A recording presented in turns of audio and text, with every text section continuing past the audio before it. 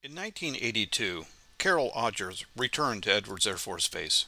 She soon realized that although the History Office was recording the history being made, many of the tangible artifacts were being lost. Carol soon had a list of 25 names, including some of aviation's most recognizable test pilots, enlisted to be trustees of the new Flight Test Museum.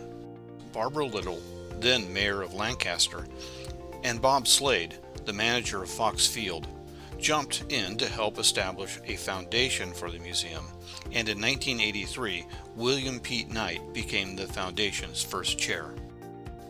The Air Force assigned Chief Master Sergeant Doug Nelson the task of collecting, cataloging, and storing important artifacts. After his retirement from the Air Force in 1986, he was hired as the museum's first curator. Doug set up a museum office in the old NCO annex, and later in an empty pizza parlor. He worked with the Air Force, and eventually a 335-acre site was approved for a museum.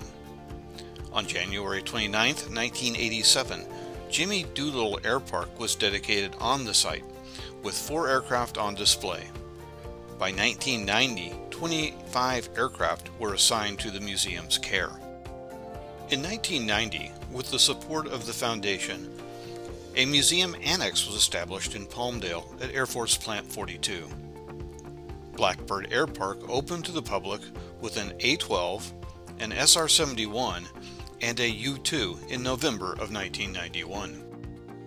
In 1994, the first interim museum was dedicated in a vacant portion of the base shopping exchange. The current 12,000 square foot museum was gifted to the Air Force from the Foundation in November of 1997 and was open to the public in July of 2000. Over 48,000 people visited the museum in its first year of operation. Sadly, the events of September 11, 2001 resulted in a greatly increased level of security and a substantial reduction in visitors. With the new security posture of the base and seeing the success of the publicly accessible Blackbird Air Park, the Foundation and Museum had to develop a concept for the display of its Century Series fighters that would be available to the public. To accomplish this, Century Circle was located outside the base security perimeter. On August 27, 2007, Century Circle was dedicated and included a portion of the old Edwards Control Tower.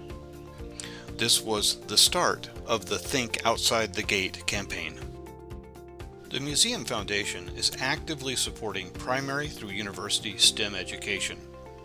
The Foundation's Junior Test Pilot School summer program has served over 1,000 students over the past 3 years. The Foundation also supports local college students through the C. Gordon Fullerton and William Pete Knight scholarships. Flight Test Museum currently has over 85 aircraft in its collection. However, only 20 of these aircraft can be displayed in the existing museum. With a grant from the Hilton Foundation, the support of the Society of Experimental Test Pilots Foundation, and the contributions of many others, the museum is now in the process of building a new museum at the West Gate, adjacent to Century Circle. The groundbreaking ceremony was held on March 23, 2019, and the concrete foundation for the new 75,000 square foot museum was poured on June 8, 2020.